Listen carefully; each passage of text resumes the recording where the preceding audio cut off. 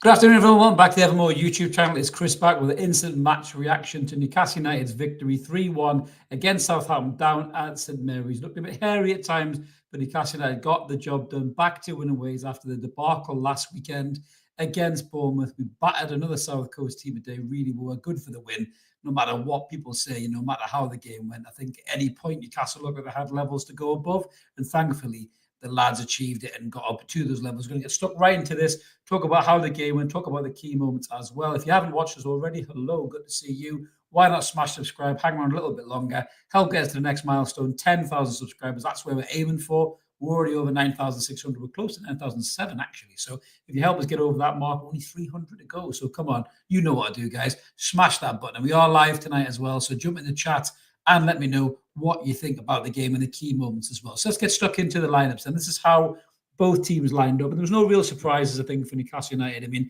there was talks about who was going to play at centre-half. I think the fact that Botman was subbed off at half-time last week, I think was maybe a point of just protecting him coming back from that long-term injury. So it didn't surprise me at all to see Fabian Schär and Dan Burn starting at centre-half together. And the rest of the team picked itself. I suppose one big piece of news was the return of Nick Pope on the bench, obviously for Vlachodimos, who no bugger seems to want, Newcastle or anybody else for that matter, if you can believe what you're reading on social media and transfer rumours. But no surprise how we lined up there. And obviously that's how Southampton lined up. They were missing two key players in the shape of Tyler Dibbling, a player that Newcastle's been linked to for a long time, and the crazy goalkeeper that's Aaron Ramsdale, another player who's been linked to Newcastle United. So Alex McCarthy came in there for them in between the sticks. So Newcastle started this game in real positive way. Eddie talked about it through the week. He said that they wanted the Bournemouth game to be a one-off.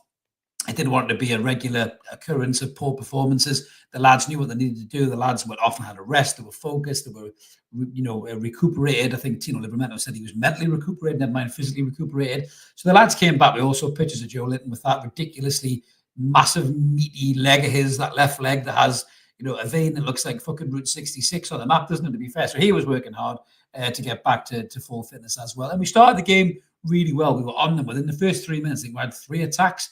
We were in behind them. We were going down the side of them, and they looked like they were in real trouble, Southampton. And then typical fucking Newcastle. We're all over them. We've got them the best of the possession by a mile. They're hanging on by their fucking teeth. And what happens? They go up to the end and they score a goal. And you think, oh my God, here we go. Weird goal, very strange goal.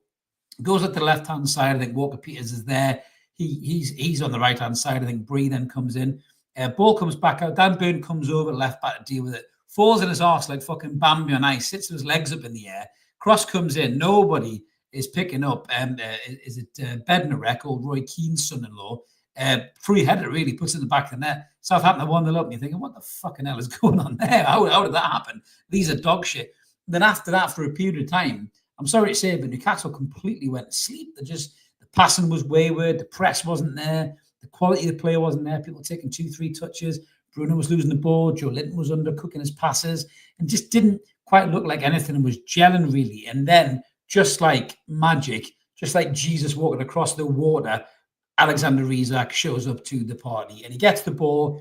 He runs into the back of Southampton's defence. Lovely through ball to find him. As soon as he gets half a yard in front, I think that is a big John Aribo, I think it is. I'm looking at it, he goes down, and I'm thinking that's a penalty. There's no way Aribo has caught Isak for pace. You look at it again, VAR's replaying it time and time and time again. I think Chipper said there in the comments as well, 10 fucking minutes to sort out 2 VAR decisions today. Pathetic. It really was, Chippers. They are so bad at dealing with this shit. They really, really are. But to me, Isak gets the ball. He just nicks it inside. Aribo takes his foot as his foot hits the ground. It clips Alexander Isak. If you watch his following leg, the left leg kind of almost chops him up as he's running as well. And the commentator I was watching was a fucking disgrace. It was Efe Nkoku, and he was determined that it wasn't a penalty, but it is a penalty. VAR are looking at it for ages. The referee's looking at it. The more angles the show, I'm thinking, come on, mate, you cannot think this wasn't a fucking penalty. And it was a penalty. So we get a penalty. Alexander Isak stacks up in the 30th minute. Beautiful little kind of hop, skip, and a jump, bang, cool as you like, back in the net. Newcastle are back in this game. And then we keep pressing from there. We keep trying to get back into the game. They're trying their best as well. Southampton, they're pushing, they're pressing Adam Armstrong. A couple of little moments where he was kind of looked a little bit dangerous. He was cutting back inside on that right foot of his. It just didn't quite work out for him. And then I beg your pardon, it was the 30th minute. Alexander Isak got a second. I beg your pardon. The 26th was the pen. The second was fucking chef's kiss of a goal. It was absolutely brilliant. Jacob Murphy gets the ball. Absolutely brilliant. Little dink over the Southampton player coming in. Beautiful bit of skill by Jacob Murphy. Threads a fantastic through ball to Alexander Isak. And this goal was fucking genius by Alexander Isak. The first touch, just to take it out of his feet to the side. Beautiful. Great touch. Not too heavy. Keeper's coming out. Got no fucking chance. Alexander Isak, cool as you like, slips it in off the post. And we're 2-1 up. And after that moment, didn't really look like Southampton were going to be back in the game. I'm just going to pause that for a second for a slight mini rant here. And I saw this on social media if you didn't see it already. So I don't watch Sky Sports coverage of games. I'm watching the game. And if I was going to watch any coverage of game, I'd be watching the Toon Review guys. Love you, Paul. Love you, Billy. Get well soon, Bonnie lad. But Sky Sports were covering the game, obviously, in Soccer Saturday. And Alexander Isak scores that goal. I don't know who the fucking guy is. This one of their pundit guys. And, he's got a fucking big nose, right? He could smell a Sunday dinner on Tuesday, this wanker, right? And he turns around when Alexander Isak scores the goal. The first thing out of his mouth, he goes, Alexander Isak shows why Arsenal covered him so much with that finish. What the fuck is that, Sky Sports? What is your damage with obsessively linking this player to Arsenal? All of your employees, every single fucking chance it gets, talking about Alexander Isak to Arsenal. Sort yourselves out. It's an absolute fucking disgrace. That's Sky Sports dog shit. Watch fan-led media instead. Way better. Watch watch-alongs. Way better. What a bunch of wankers they are. I tell you what, my days, honestly, horrendous. But it's a beautiful goal by Alexander Isak, and that's him then up to, I think that's 17 goals for the season. So he's really chasing down Mo Salah and Erling Haaland. And I said he looked like he was lively before. He had a couple of little chances before. I'm absolutely with you, Simon, as well. I'm sick of Isak crap as well. Every fucking day, mate. It drives me up the wall. It really, really does. But again, we're in front there. We're 2-1 in front. We go in at half-time. No changes. I thought Joe Linton was quite poor in the first half. Gave the ball away a lot. I'll talk about, the performances towards the end. But I thought the lads came out in the second half, looked a bit more focused, determined, got on the ball well, played it well. Sandro Tonali really started to come into the game. And just to round up on the goals, the third goal on the 51st minute is an absolute thing of beauty. It really, really is. Ball gets popped over. Alexander Isak chests it over to Anthony Gordon, which effort of Cuckoo said it hit his chest. No, dickhead, just because you couldn't do that skill. He chests it Anthony Gordon. He hits a lovely first-time pass over to the running Sandro Tonali, who I think started the move and kept running. Sandro Tonali runs in, one-on-one with the keeper, shows him the eyes, puts it in the bottom corner. Beautiful finish for Sandro's first Premier League goal this season. And just absolutely fucking class. We could have had more goals after that, to be fair. We pushed and prodded. The substitutes came on. Bruno came off for Louis Miley, funny enough. I think on probably about 79th minute, I think it was. And Bruno did not look happy. He looked a bit upset. But to be fair, I thought Bruno was poor today. I really thought he was poor. For Bruno anyway, I think he lost the ball way too much. I think he dribbled into those dead ends again, got himself in trouble, and I'm just not entirely sure what he was trying to do today, Bruno, to be brutally honest with you. But yeah, I think for me, it's nice to see Louis Miley come on and get a bit of a chance against some opposition in that key position as well. We've seen him play 6, we've seen him play 8. It was nice to see Louis Miley come on. Didn't really impact the game too much, but I think the game was won and done then. We were kind of in second gear by that stretch. George says he fucking loves that third, and Tonali can do it all. He absolutely can. Uncle Buzzcock saying Botman and Burnley to be back into that cup semi-final. Cher has been dodgy all season. Cher did look a little bit ropey. I mean, we got away with one. Cher, I think, calls for Burn. The ball goes over the top, and I think it's is it Fernandez? I think it is. Ball comes over. He puts the ball away. He's offside, and we got away with one there. Very, very lapse at the back there, I think, for Newcastle United in terms of defending there. So we did get away with that one, to be brutally honest with you. So I'm quite glad we managed to get away with that one in the end. Couple more comments there, guys. Phil is saying, I would play Botman instead of Cher, as he's 2-footed and he can play with Burn. I think Cher's really slipping back, isn't he? A bit. I think it's just age catching up on him. Big Arsene Tonali, man of the match for me. Biased commentators saying never a penalty. What game were they watching? Absolutely hell. It was dreadful, absolutely dreadful. Man of the match, I might as well give it, lads and lasses. I'm going to have to give it to ISAK, to be fair. I just think the 2 goals and then the chest in the 3rd goal movement as well was absolutely fucking brilliant. And I mean, the guy's just phenomenal, isn't he? He's absolutely fucking class. He really, really is. Tonali was absolutely brilliant. Jacob Murphy, again, class today, absolutely class. I think Tonali won something like 9 of his 12 ground duels today. He was absolutely fucking brilliant.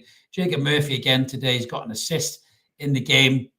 I know his passing accuracy is 85%. When are we going to say about Jacob Murphy that this purple patch is going to end? Because he just seems to be playing well every single week, and we've got to give the guy some credit. And I'd be the biggest criticizer of Jacob Murphy, but he was absolutely class today. Kellish Meyer saying that bench was horrendous today. However, mate, please agree with me. I will not disagree with that, Kellish. I said it last week. I think the bench was lifting. You're talking about, a player we're trying to sell. It looks like he is going to go in the shape of Mickey Almiron, Joe Willock, and Longstaff are regressing so far back as players. I don't even know what impact they have anymore. Only Louis Miley looks like somebody could do anything. Asala doesn't get a game. So yeah, that bench definitely needs to be massively, massively improved for me. Tony saying good win. We were slick at times, but awful in drips and drabs with some poor defence, sloppy passes. Going back to some of the disappointing performances, not to be negative because we won the game. I think we're up there. We're up to 4th or 5th. I haven't looked at the league table. I'll have a look now. Where are we in the Premier League table, guys? You probably tell me quicker than I can actually search for it on my here Googlings. We're back to top 4. We are in the top 4. Where, hey, bring it on. And Chelsea and Man City play tomorrow, so hopefully they get a draw and we stay in the top 4. But some performances were a little bit disappointed. I think Joe Linton, again, he's looked poor for the last 2-3 games for me. He's very lucky to keep his starting place, I think. Everyone talks about his physicality and what he brings, in terms of the challenge and pushing and running and pressing and all that. But when he loses a ball as much as he does, he needs to stop dribbling past people because you can't fucking do it, Joe. You lose the ball all the time. Loads of times he lost the ball. Bruno lost the ball as well. There was one point he lost the ball, I think, in the first half, and he ran so slow to get back. I think I shouted, "Move it, you fat bastard," because he looked so fucking slow. And obviously, he's not fat. He's probably like a third of my weight, to be fair. But he just looked like he had a caravan on his back. So he looked really tired. And given the fact they've had all that rest, that's a bit concerning. And what knocks me a bit about how is you've got these young midfielders like Louis Miley, Anderson when he was here, chomping at a bit for a spot, and the lads can play shit and not get hooked off of them, and that does knock me a little bit. Surely the spectre of Louis Miley should give Bruno and Julian a kick up the arse and Tonali to make sure they play well. But Tonali runs all day, every day. And these two, I think the last couple of games have been really guilty of losing the ball. As Paul says there, great result. ISAK and Tonali, world class. Thought Big Joe was a little off today. Absolutely, mate. I've just been saying the same thing. Trevor saying we were basically awful, but remember, we're playing pretty much the worst side in EPL history. I don't disagree with that. Goals 2 and 3, very good. But I remain unconvinced, barely how even the TW woes are somewhat to do with him. Yeah, possibly, mate, possibly. P. Jameson, commentator, was an ex-Saints player. Fuck knows who. He kept referring to Southampton as we. I don't know if he supports them, PJ. I did look for that. I don't know if Effa Koko didn't play for Southampton. He played for, obviously, Wimbledon. He played for Sheffield Wednesday, I think it was. But he must be from that area or something, because he was dreadful. He was so fucking biased.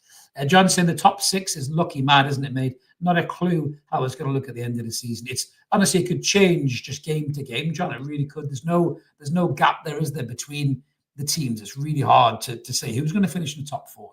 Man City, like, they've got the mojo back. It'll be interesting, that game tomorrow, Chelsea and City. I want to draw. I'm sure you do as well. But it'd be interesting because if City start to pull away and start to play the way they can play, they could really put some distance between us and the rest of the guys as well. Colin saying, didn't like our fans singing that manure song. Well, yeah.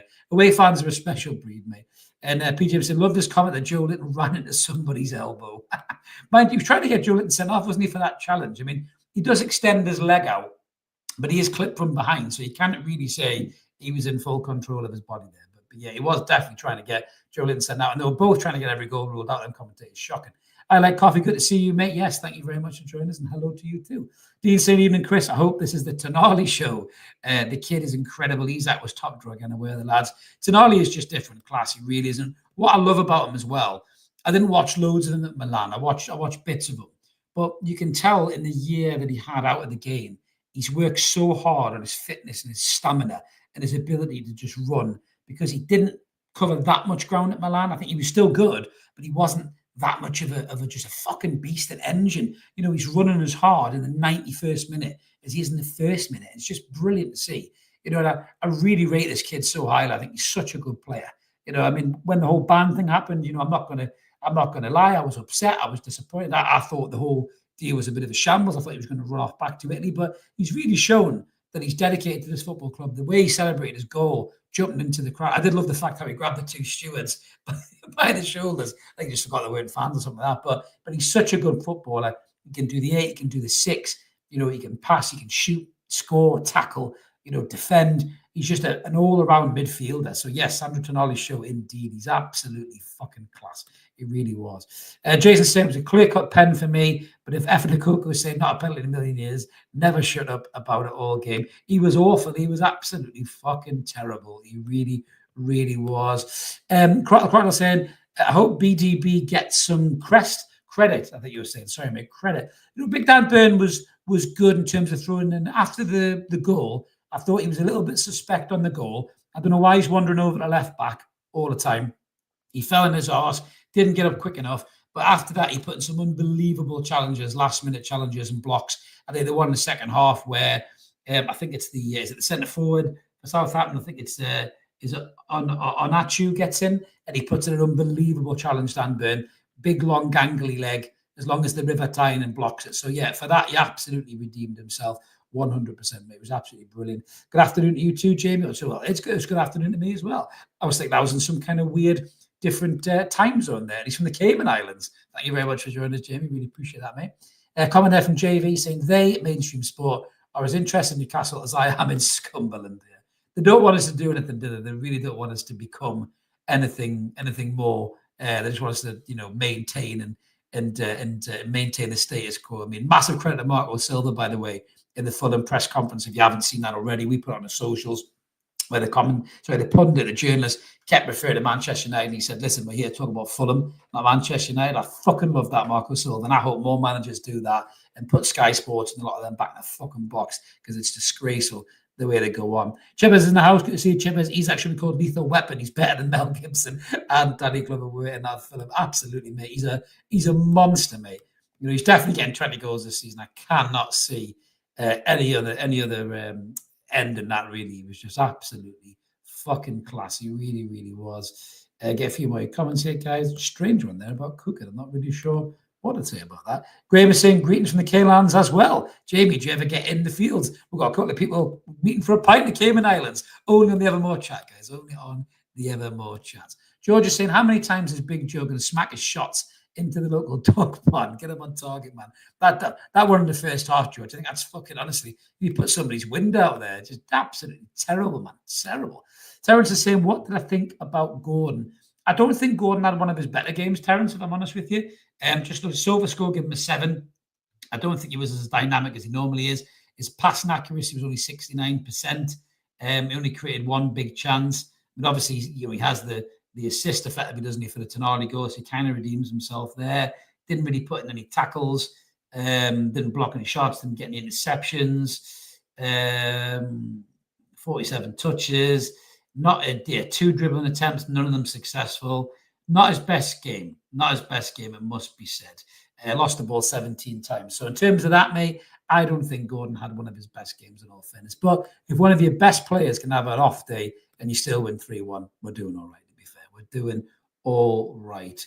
Scrolling down here, trying to get as many comments as we can, guys. It's just me in the chat today, so bear with me. Stu's saying, can't believe I'm saying this, but Murphy's been arguably our biggest difference maker in this run. He's been spectacular, Stu. I don't even know what word to say there. Normally, when I say Jacob Murphy's been, and it starts with S, it normally starts with sh and ends in it. But he's been absolutely brilliant.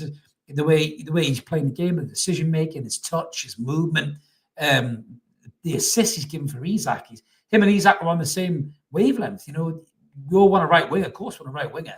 You know, one right winger before this window is that we need one, especially with Almiron going. And the way fans very affectionately singing Miggy Almiron's chant today. I've got no problem with it because I think that's probably Miggy's last game, in all fairness, by the way things are going. So they're thanking Miggy for what he's done in the past. He's not been great all the time. You know, but he has had some really big moments in the Newcastle United shirt. So they're giving him the credit. And I've got no issue with that. We do need a right winger coming in, whether it's loan to buy or buy outright. But Jacob Murphy's form right now, whoever come in, I don't know if it was a Madueke or if it was a Bakayoko or something like that, you'd be hard pressed to shove Murphy out of this team, mate, because he's doing really, really well. So, long may that continue. Absolutely.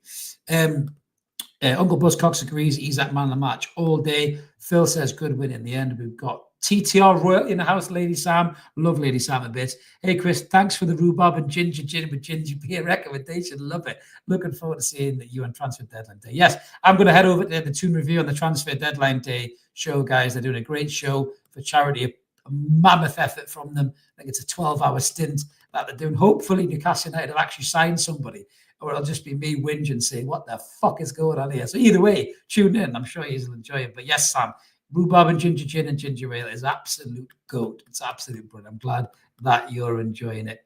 Graham is saying, have you heard Longstaff's agencies and talks with Napoli from the horse's mouth? Great move for both clubs. I think that'd be a brilliant move for Sean if that is the case.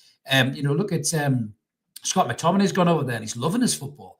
Conte's really wanting to put a Premier League flavour into that team, in terms of energy, pressing, running, and that's the kind of thing Sean could really thrive in. It's a slower pace over in the Serie A as well, so I think he could do really well there. Whether Sean goes this window or not, I don't know. The fact that Louis Miley's coming on ahead of him now maybe tells you a lot more than you think about where Sean's future lies. But listen, I said this to somebody earlier on today. No matter what you think about Sean Longstaff or Mickey Almiron, they both played a lot of games as football club. And they've put in performances that's helped us get vital wins in key moments. I was at the semi-final second leg when Sean scored 2 goals against Southampton to take us to the final in the Carabao Cup. So he's had some big moments for his hometown club, Sean, and over 200 appearances. And you've got to give him respect for that. If you'd asked him that when he was a young lad, in no shields, he probably would have snapped your hand off.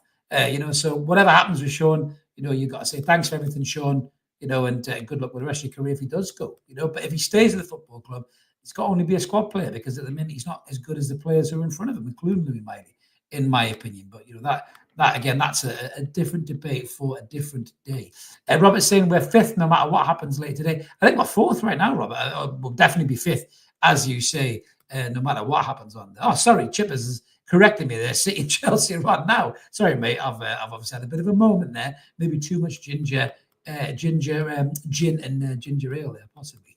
Who knows, mate? I wish. I only had one can of lager. I'm not that much of a lightweight, I tell you. Scrolling down there, Bri is saying no energy on the bench. Tonali, that was unreal. Yeah, the bench does need to be sorted, Bri. I think that is the issue for me. The bench is just not strong enough. It's not. There's no game changers on there. You get Callum Wilson, Harvey Barnes, and they're different kettle of fish altogether. The Bournemouth game last week, if Barnes and Wilson can come off that bench at half-time, maybe we don't get stuffed in that game. But you can't rely on either one of them two for fitness or form. Sadly, you just can't. And it's a real sad state of affairs. But that is exactly what the situation is. Jacoin is happy with Sandro, Big Seven, and Isak. Yeah, I thought Joe was poor, Jacoin, but each to their own, mate. I know. Big Joe. If you look at the stats and SofaScore, they think he's had a good game. But yeah, for me, I'm with Tony here. I think Miley should be starting ahead of Big J for the next game. I totally agree, Tony. I just think Miley's got a lot more composure, calmness on the ball, ability to find those spaces, those passes. I think, at times, especially when you're in a game where you've got a lot of the ball, Joe loses the ball too much. Teams like, we're playing against Arsenal, City, or Chelsea, whatever, we're trying to get the ball back. Big Joe is phenomenal in those kind of games. But a game like Southampton, yeah, I'd rather see Louis Miley using the ball a little bit better. Jim Bob saying, what the fuck? We're playing Isak with Willock. I hope Willock was poor again when he come on. Jim Bob, to be honest with you, I'm just going to look at how SofaScore have scored. When they give him a 7, Joe Willock, 100% passing accuracy. He only had 6 passes, 12 touches. Dribble attempts, 2 out of 2 were okay. 1-2 of his 2 ground duels. I suppose if you look at it from a SofaScore point of view, that's fine, but he just runs about and doesn't do anything of any importance anymore. I mean, where is he starting to learn these stupid flicks and tricks as well, Joe Willock? I saw it was when the ball came down the line, he did this weird little fucking spin like he was the Geordie dancer at the vault before the games. Remember that? Fucking hell, there's a blast from the past. Some of the younger fans don't remember that. I was like, what are you doing, Joe Willock? Just get your fucking foot in the ball and turn instead of these weird spins that he keeps doing. I don't know what he's been doing, watching FIFA or some shit. God knows. Paul's correct me again. Yes, sorry, mate. City Chelsea is this evening. I've lost the plot. They're saying, hi, Chris. Wonderful performance today. Really wish we had a clean sheet because if City win, We're down to 5th on goal difference. I'm actually pleased with the performance. Well, but we can't not be pleased. We won 3-1, you know, so we've got to enjoy it. Ragatoni saying Tonali, absolutely class, world class. He really is, Ragatoni. It will be a matter of time before they start linking Tonali to other clubs, probably City or Man United or some shit like that. This ISAK Lincoln thing is fucking horrendous. It really is, honestly. Just the sky are pathetic. I want ISAK to come and sign a new contract for numerous reasons, but just even more, just to piss off Sky Sports and shut them the fuck up. Cracker saying apparently Italian media Tonali, the Newcastle machine. I love that, mate. I love that. And John says he's a total footballer. He really is at the minute. He's just class. And P. James says Tonali can eat Cadbury flake without dropping a crumb. He'd probably find the bin, wouldn't he? Just one of the flakes would drop. He'd just like outside of the foot, just straight into the bin. That's what he would do. But that was a bit close. One was like 3D. That he took your eye out. Sorry, guys. Guys saying can't possibly be fourth. City v Chelsea draw. Chelsea goal difference. Win for Chelsea, they go above on points. Well, I mean, we're still in the hunt. I mean, look, it looks very much like, you know, 5th place will be enough for Champions League. So if we can stay here, you know, before the season's out, then happy days. You know, we're going to be in the Champions League spots. Dan saying he can't stand mainstream comedy. He streams and listens to TTR. And that's the best thing to do, mate. You know, Paul's doing a great job, by the way, on his own as well. I know Billy's been poorly, bless him, but that's a hard slog to do on your own. So massive respect to Paul and the guys for that. Terence saying, even Michael Owen said it was a pen. He's still a twat though, Terence. He's not getting any slack off me. What an absolute knob he is. Something flashed up on my socials as well. I really need to step away from these socials sometimes because I get these Michael Owen stories that just wind me up even more. They were talking about how when he signed for Newcastle, he signed with the premise of going to Liverpool, and I'm just thinking, I wish he'd never signed for us. What an absolute shithouse he was. Dean saying, Chris, mini rant about VAR. Mob, why did it take so long on offsides? Get the lines out and get the game back nearly 4 minutes for Stonewall Pen. Absolute shite, a lot of them. You are right, yeah. Chipper said it earlier as well, mate. Bloody terrible. And Robert says great assists from Murphy and Gordon. Absolutely, mate. They were class. You know, again, I'm not sure that Gordon did a lot more than the first time pass, but you know, it was class anyway, so we've got to give him some respect for that. Lady Sam's back in the comments saying we desperately need some quality on the bench. 100%, Sam, I agreed with you on your wine as well on TTL tonight. One injury or two from top players, God forbid ISAK, and we say goodbye to European football, then the quality players will leave. No doubt about it. Absolutely no doubt. It's a huge gamble, Sam, and we can't take it. The football club needs to get that sorted. They cannot gamble on that. It's interesting. I was watching the press conference, and I might even do a video on this and wonder what the fuck is going on. But Eddie Howard said he wants to add to the squad. He said the squad's light in areas. And Craig Hope said you're using 12, 13, 14 players. And he said the squad was light, and it was imbalance was the word that he used. And he said he wants to add a player every single window. So if you want to add a player every single window, Eddie, what the hell's going on? Why aren't the board adding that player for you? That's the question you've got to ask yourself.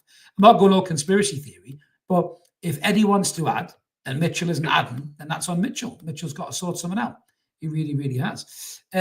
Garth is saying, I can't believe some of our fans are slagging off Miggy and his family. Well, that's out of order, Garth. There's no need for that. As a human being behind the player at the end of the day, you should never slag anybody's family off at all. That is piss poor, very piss poor. Andy H is saying, both Joe Litton and Bruno look like they're running through mud. Happy with the win, of course, but not with the performances. Sharp playing stoned or something really stupid and avoidable errors. I think he's past that, Andy. I really do. I think that right side of centre half needs to be rectified. If it's not this window, then the summer. And you've got players like Tamori from AC Milan who will walk into that spot and take Cher's spot, you know, or Mark Guehi if we went back for him. I'm not sure that we would do, but, you know, you've got to get somebody better than Cher. You've got to get somebody quicker, somebody more decisive, somebody sensible with the ball. You know, some of these City, you know, he goes to these crossfield passes. People have scouted him and he's not quite the player he was. I still say going to the Euros, I think took years off Cher. It really hasn't. We're paying the price now. He's come back and he's not quite the player that he once was, to be fair. Monty Bruce is saying that would be a great fit for sure. I agree with that, mate. Absolutely. I haven't seen that. We might see some activity towards the back end of the window in Newcastle. I mean, if the Toon Review are lucky, it'll all be on the last day, and then they'll cover it all exclusively on their show, which I will be on at some point. I will speak to Paul and figure out what time I'm going to go on that show, because I have to fit it into all the old schedule and all that malarkey. But I will be there, guys. I'm sure I'll see a lot of you in the chat. I agree, Graham. It was good to see Miley on. He didn't quite have the impact in the game. A couple of nice touches as always, but it was nice to see him get longer than just 2 minutes or something like that, you know. So I really hope we see a lot more of Louis Miley. I mean, for me, I agree with some of the comments that I'd have him on instead of Big Joe. I think he's shown already, you know, he can be aggressive enough in a battle. You know, he's great on the ball. he doesn't get shoved off it easily. He's bulked up over the summer. I think Joe Linton definitely needs a rest, in my opinion, because I just think he just looks absolutely knackered. He really, really does. Hello, Darkness, my old friend. Nice to see you again. Bruno's my first love, but I'm cheating on him with Tonali. My wife is Jill. Absolutely, mate. Tonali's just getting... he's just getting more ridiculous every week, isn't he? He's just absolutely fucking class. He really is. Trevor's saying it's not Almiron's fault. He's been kept here well beyond the sell by date. It's the manager's. He did well for us in a few years. No right foot or speak of, but some lovely strikes on his left. I mean, that's the thing. Miggy had really good moments, but I do agree with you on that, Trevor. I think that we should have sold these players when they were at the highest point. Probably when we finished the Champions League, really, we should have sold Longstaff, Wilson, and Almiron. You would have got 20-odd million quid, 25 million quid for each of them, and you could have reinvested it in better players. But the manager wanted to keep them because the lads got us to the Champions League, and he wanted to reward them for loyalty. So that, whichever way that goes. Takoya saying Miley kind of battle like J7. He would have been eaten up by those big bastards. They had some big lads, Takoya, I must admit. But we got to give him the chance, mate. You got to give him the chance. Graham is saying, fuck me. Gin and ginger is our lass's drink. Try it, mate. It's beautiful. It's absolutely lovely. One of my mates put me on it. If you ever go to Belfast, get on the Dirty Onion Bar. Absolute fucking class. If you've ever been to Belfast now, that's where I discovered it. And what he said to me was, this will not get you a hangover because of all the ice in the goblet. And honestly, next morning I was brilliant. I was walking on sunshine. I had to do an exhibition for the day job, and I was absolutely fine. And it's a beautiful drink, and I've necked it ever since for my little short taster one there. We've got TTR in the house. Get in. Who are the lads? Tonali elite. Absolutely, Paul. Great show again as always, mate. Hope you're having a little relaxing cuppa somewhere, mate, or a little cheeky nipple yourself after doing a great job on your own as well. Rocky says future captain Tonali for me. Can't disagree with that, mate. I think he's been absolutely fucking class. Dean is laughing at the Geordie dancer in the vault. He took me straight back there. Then the dance off of the Macaboo on Sucker AM. I saw a great video of the Geordie dancer. I think he was in some bar in Newcastle and he was dancing away. And I just commented, young fans will never know. They'll never know. They don't know who he is. They just think, who's that weird guy with long hair dancing like a fucking maniac? They've got no idea of the legendary status, despite Sam Fender wearing a T-shirt with him on as well. Sam Fender knows. He knows. He's been educated. Yeah, good on you, Sam. Good on you, Sam. Paul saying, can we talk about Shea and why he ducked inside of heading the ball clear? Not the first time he's fucked up. Too many times, Paul. We talked about it earlier. I'm just catching up with the comments, mate. So I may have covered it before you put it on. But yeah, I just think Shea is too much of a liability, as Julie says, not been consistent all season. I know he wants a new contract for Shea. Does Eddie not understand that? But you need a replacement, Eddie. You don't need a new contract, pal. Keep him in the squad by all means for his experience and what he can do. But yeah, for me, you need a new defender in there, someone with a bit more pace and who is not as rash as Fabian Schär is. Alf is saying Burn was fantastic, except he fucked up for the first goal he did. He made up for it in the second half, though. Who are the lads? He absolutely did, Alf. That's what Burn does. He dusts himself down and he goes again. Absolutely class. We got Brosi saying, I had to switch from America Mags as they're so negative.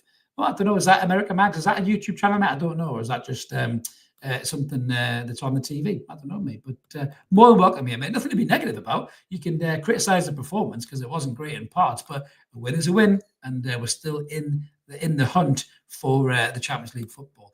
The Clon saying a shocker from Kushanov.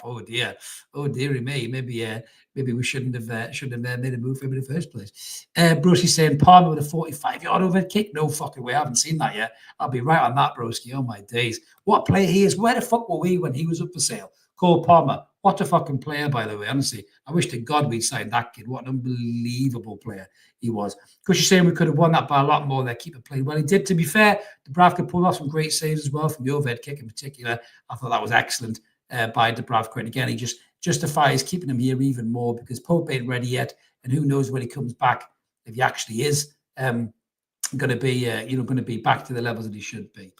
Chipper said no, it was a Madueke tap-in, lol. Someone's had me on the wine. I'm not watching it, so I'm just taking you away for granted. You've led me down a garden path. I would take Madueke alone. Julie's just read my mind.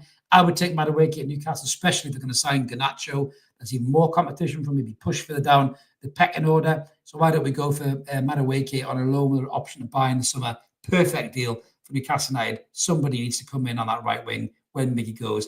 I find it hard to believe the club would leave that position so short. It's been short for 3 years. It's going to be even shorter when you get rid of Almiron because there's nobody to come on. So for me, they have to address that position. They really, really do. And I'd be shocked if they don't do that. And if they don't do that, you will get the biggest fucking rant off me ever. If the transfer window ends with no signings, I will go nuclear. I will be like fucking Oppenheimer on here. I'll be swearing just constantly the entire stream with the occasional and the in the middle of it. And I think Paul said he'd do the same as well at Toon Review, because if we don't send anybody this window, we've had a mare, to be fair. But yeah, but question F, Martha, loan with buy clause, yeah, it's good. Get him out of Wake. I think we could get him as well, Arthur. I really do. I think he come in Newcastle. I think he was interested last time. He stayed at Chelsea for more game time. But right, guys, I think that's about us today. I think just a quick one today. But thank you so much for everybody jumping in the live chat. As always, really appreciate it. Me and Mark are going to be back with what's going on Monday. Some changes coming with what's going on. I'll let you know on Monday when we jump on to the stream. So make sure you're in the lives for that, to keep yourself up to speed with what we're doing. Keep it evermore until then, guys. There's a video coming out tomorrow about the new training ground facility. Make sure you watch that as well.